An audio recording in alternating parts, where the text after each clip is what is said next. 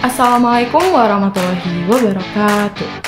Halo teman-teman, aku Alika. Di video kali ini, aku bakalan memperkenalkan kalian dengan ilmu geografi. Yang pertama ada landasan filsafat geografi. Landasan filsafat itu meliputi ontologi, epistemologi, dan aksiologi.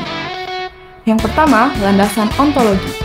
Landasan ontologi itu berupa hakikat atau makna dari ilmu geografi itu sendiri loh teman-teman. Menurut Ikatan Geografi Indonesia atau yang biasa disingkat dengan IGI, geografi adalah ilmu yang mempelajari tentang fenomena geosfer dengan menggunakan pendekatan kelingkungan, kewilayahan dalam konteks keruangan. Artinya, ilmu geografi itu memiliki ciri khas tersendiri. Selain dari pendekatan-pendekatan yang sudah disebutkan tadi, geografi itu juga tidak hanya membahas tentang gejala alam, tetapi juga membahas tentang gejala sosial. Mengapa begitu? Karena bumi itu luas, dan tanpa sadar kita sebagai manusia telah mengubah bumi dari segala sisi. Dan geografi hadir agar kita dapat memahami bumi. Tentang bagaimana sih perilaku manusia itu dapat mempengaruhi kehidupan di sekitarnya, baik di daerah dirinya sendiri maupun di daerah lain. Yang kedua ada landasan epistemologi. Epistemologi itu sendiri itu merupakan cara-cara agar sesuatu bisa terjadi. Jadi, kalau dalam geografi, epistemologinya itu ya bagaimana ilmu geografi itu bekerja. Nah, ilmu geografi sendiri itu bekerja dengan menggunakan pendekatan-pendekatan yang merupakan ciri khas dari geografi itu sendiri. Yang pertama, ada pendekatan keruangan. Pendekatan keruangan atau spasial itu dapat dilihat dari konsep-konsep yang juga dimiliki oleh ilmu geografi. Yang pertama, ada konsep lokasi. Jadi, bagaimana keadaan di dalam suatu lokasi tersebut. Lalu suatu lokasi itu tuh menciptakan lagi konsep ya yang berupa jarak. Jadi di dalam lokasi itu menciptakan jarak atau memiliki jarak. Nah, setelah memiliki jarak, akhirnya sebuah lokasi tersebut membentuk pola yang akan menjadi morfologi. Jadi, morfologi itu merupakan bentuk bumi yang merupakan gabungan dari konsep-konsep geografi, yaitu lokasi, jarak, dan juga pola. Contoh dari pendekatan keruangan sendiri, misalnya nih, ada daerah pegunungan. Nah, daerah pegunungan ini, lokasinya itu lebih tinggi dari dataran biasa. Lalu, jaraknya juga sangat jauh. Biasanya, pegunungan itu memiliki pola yang bermacam-macam, yang nantinya pola itu akan membentuk suatu muka bumi yang disebut dengan morfologi. Lalu, pendekatan yang kedua itu ada pendekatan kelingkungan.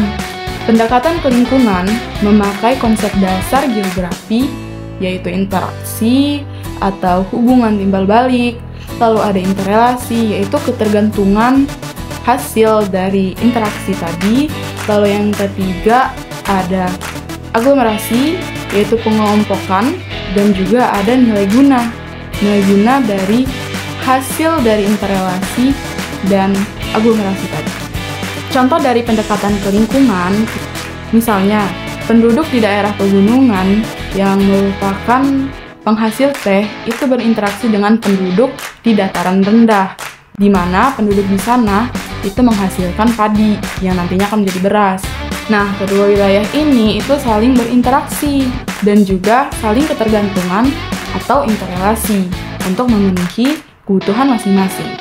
Sehingga masing-masing dari kelompok tersebut itu memiliki nilai kegunaan tersendiri. Yang ketiga, ada pendekatan kompleks wilayah, yaitu hubungan antara wilayah satu dengan wilayah lainnya. Nah, pendekatan kompleks wilayah ini itu memakai konsep dasar geografi, yaitu diferensiasi area. Pendekatan kompleks wilayah itu juga merupakan gabungan dari pendekatan keruangan dan kelingkungan. Contoh dari pendekatan kompleks wilayah itu sendiri, misalnya nih, pemerintah kota ingin mengatasi mengatasi jalan yang macet. Nah, pemerintah kota ini itu memperhatikan keadaan di sekitarnya atau mencari penyebab dari kemacetan tersebut. Lalu selanjutnya ada aksiologi atau tujuan. Ilmu geografi itu memiliki beberapa tujuan, tetapi tujuan yang paling utama adalah agar ilmu geografi itu dapat eksis atau dapat berguna bagi kehidupan kita. Berbicara tentang persamaan dan perbedaan wilayah menurut definisi dari geografi sendiri, kira-kira mengapa ya adanya persamaan dan perbedaan wilayah? Nah, jadi selain karena adanya interrelasi keruangan, perbedaan wilayah bisa juga disebabkan oleh adanya faktor fisis. Faktor fisis adalah faktor yang alami, yaitu faktor yang berasal dari alam dan akan berdampak kepada alam juga. Contohnya bagaimana? Contohnya adalah curah hujan yang tinggi. Itu mengakibatkan tanah longsor. Lalu kita lihat wilayah lain, curah hujan yang tinggi justru dapat menyuburkan tanah. Lalu yang kedua, ada faktor manusia-manusia, yaitu faktor yang disebabkan oleh manusia dan akan berdampak kepada manusia juga. Contohnya nih, wilayah A. Wilayah A ini memiliki pemerintahan yang sehat. Nah, pemerintahan yang sehat ini akan berdampak kepada masyarakatnya. Entah itu pemerintahnya memberikan akses jalan yang bagus untuk masyarakat, sehingga masyarakat itu memiliki kebebasan dalam berkegiatan, sehingga masyarakatnya itu memiliki kebebasan dalam berkegiatan tanpa adanya hambatan. Lalu di wilayah B, justru pemerintahannya kurang sehat, yang mengakibatkan masyarakatnya juga kurang sejahtera. Yang ketiga, adanya faktor fisis manusia. Faktor ini itu merupakan gabungan dari faktor fisis dan manusia-manusia, di mana perbedaan wilayah itu disebabkan oleh alam dan akan berdampak kepada manusia. Contohnya nih, di suatu daerah memiliki morfologi yang berbeda-beda, sehingga penghasilan masyarakat di daerahnya itu juga berbeda-beda. Setelah membahas tentang landasan filsafat ilmu geografi dan juga alasan mengapa adanya persamaan dan perbedaan wilayah, mari kita melihat kondisi negara kita, yaitu Indonesia. Pertama, ada luas negara Indonesia. Jadi, keseluruhannya Indonesia itu memiliki luas sekitar 8,3 juta kilometer persegi, dengan pembagian 1,9 juta kilometer persegi daratan dan 6,4 kilometer persegi untuk luas lautan. Jadi memang Indonesia itu dikenal dengan negara kepulauan, negara maritim, karena sebagian besar dari wilayah Indonesia itu merupakan lautan. Yang kedua, ada jumlah penduduk Indonesia. Pada sensus tahun 2020, penduduk Indonesia itu tercatat sekitar 270 juta jiwa. Wow.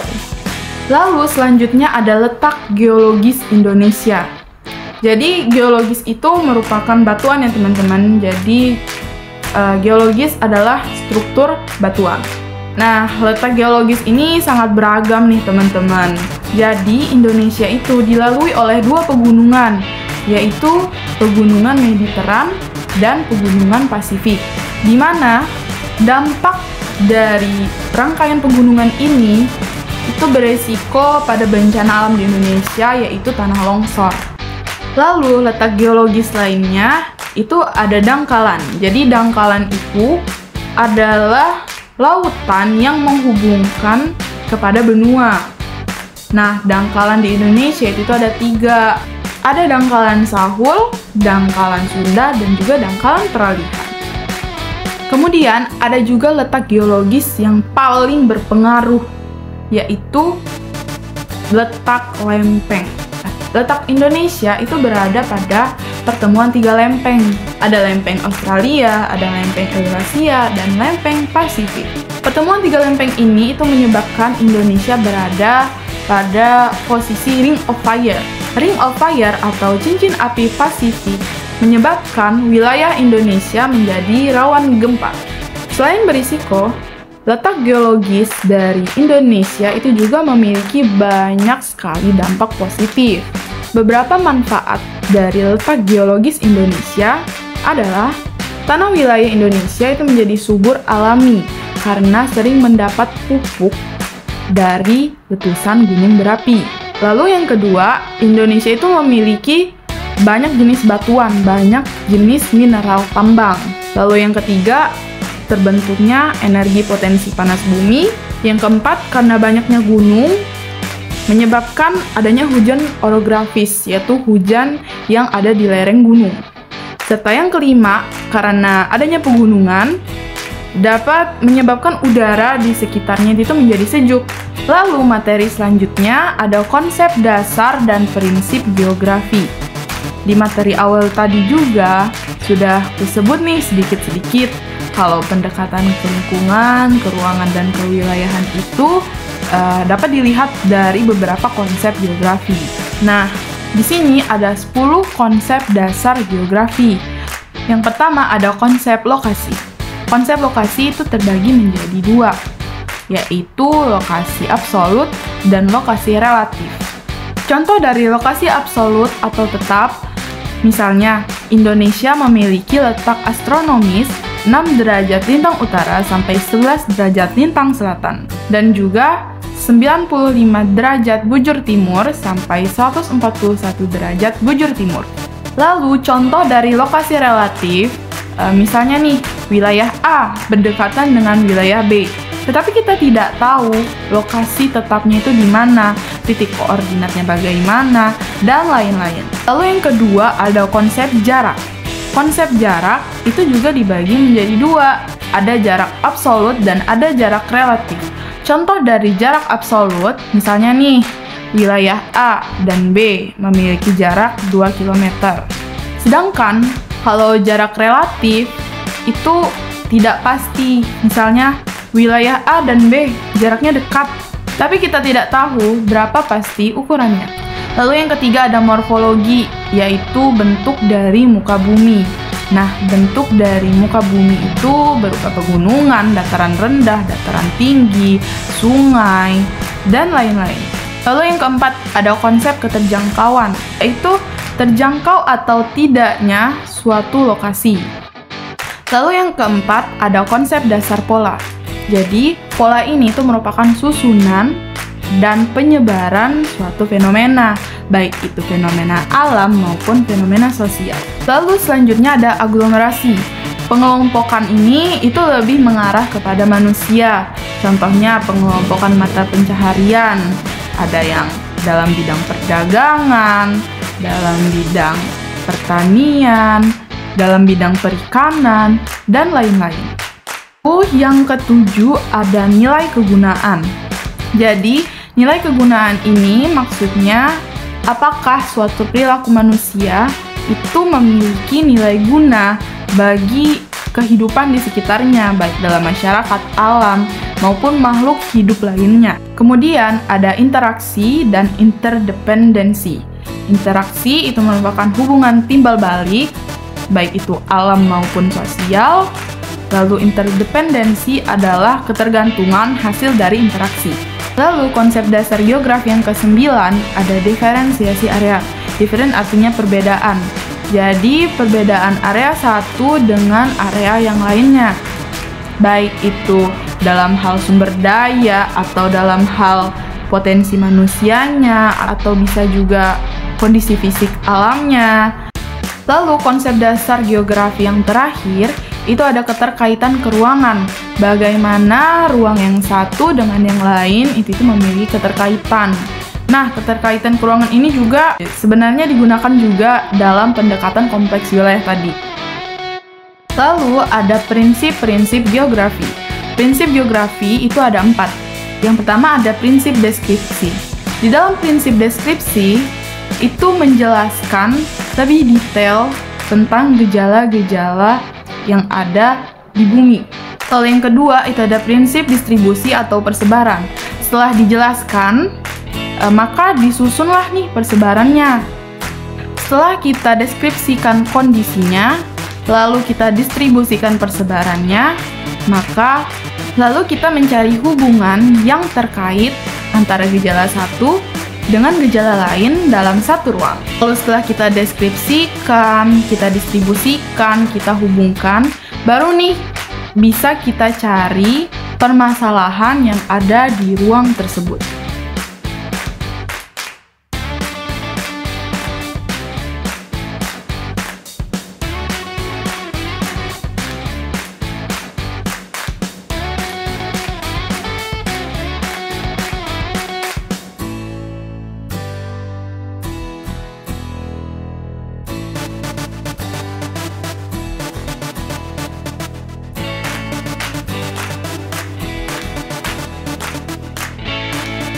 Oke teman-teman, sekian video pembelajaran dari aku. Semoga bisa dipahami dan sampai jumpa. Wassalamualaikum warahmatullahi wabarakatuh.